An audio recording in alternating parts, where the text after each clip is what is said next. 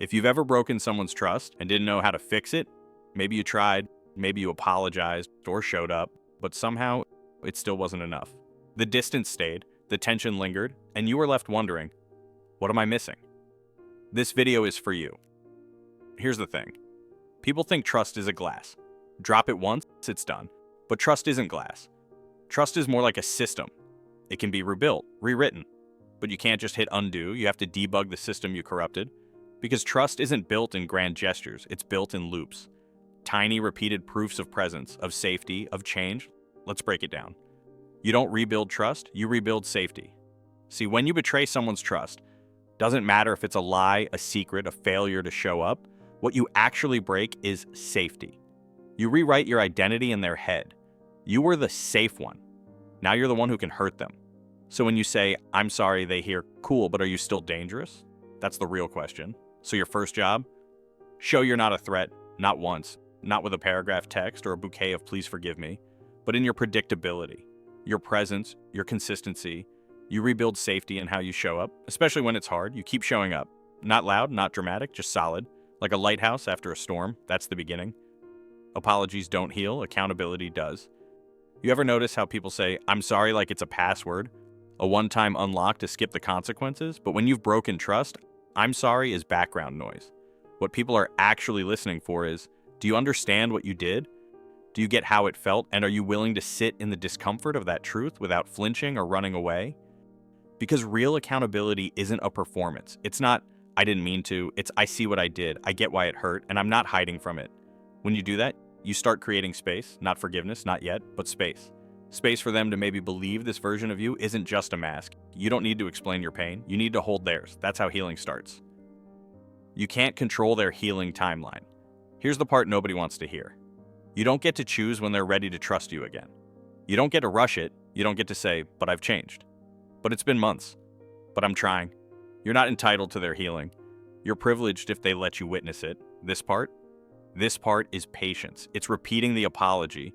Not the words, but the action. It's surviving the moments they flinch when you speak. It's understanding when they need space and not making that about you. It's being okay with slow because real trust, it doesn't come back in a flood. It returns like a drip, tiny, timid, testing if it's safe to flow again. Let it. Don't say, show. There's a moment after every apology where the other person silently thinks, okay, but now what? This is the cheat code most people miss. You don't rebuild trust with declarations, you rebuild it with evidence. If you lied, you don't say, I'll be honest from now on. You volunteer the truth before you're asked. If you flaked out, you don't say, I'll be more reliable. You show up early, you follow through, you let them relax into your word again. Every day you either deposit into the trust bank or you overdraft it. Show receipts, quiet ones. Let your proof speak louder than your promises. That's how you become trustworthy again. Repair isn't perfection, it's adaptation. You're going to mess up again, not the same way, hopefully, but you will mess up. You're human. The goal isn't to become perfect, it's to become accountable and responsive. Think about it like this. Trust isn't a fragile glass, it's more like muscle tissue. You break it, it bruises, but if you treat it right, it comes back stronger, tougher, more aware. That only happens when you let mistakes become feedback. Not shame, not self-punishment, feedback. What didn't work? Where did I fall short? How do I show up better next time? You become trustworthy by evolving, not by pretending you never needed to. Name the pattern, break the pattern. Most trust-breaking moments don't come out of nowhere. They come from habits, unspoken patterns, repeating loops. You snap when you feel cornered. You ghost when things get too real. You say what you think they want to hear, then backtrack when it's too late. If you want them to trust the new you, show them you see the old you clearly. Name the loop. Tell them, here's what I used to do, here's where it came from, and here's how I'm working to change it. Awareness equals sign trust fuel, because it proves you're not on autopilot anymore. That awareness becomes the break in the loop, the moment where the story starts to shift. If you want trust, be safe to trust. Here's the paradox. You want them to open back up, but are you safe for their softness? People don't trust perfect, they trust vulnerable, they trust consistent. They trust people who say, you can call me out and I won't punish you for it. If they can't speak their truth around you, they'll never feel safe loving you again, so you show up soft. You take feedback like medicine, not poison. You model what trust feels like, and maybe, just maybe, they start to believe it's real. The final cheat code. humility over ego. When trust is broken, ego wants to jump in.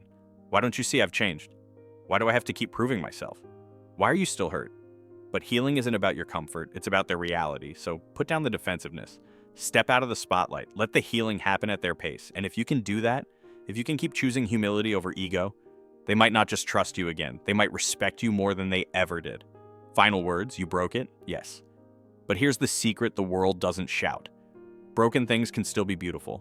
Shattered trust can become sacred. If you treat the pieces like they matter, so stop rushing the ending, fall in love with the repair, and remember, trust isn't given. It's earned, then re-earned every day in every little thing. Earn it like it's holy, because to someone, it is.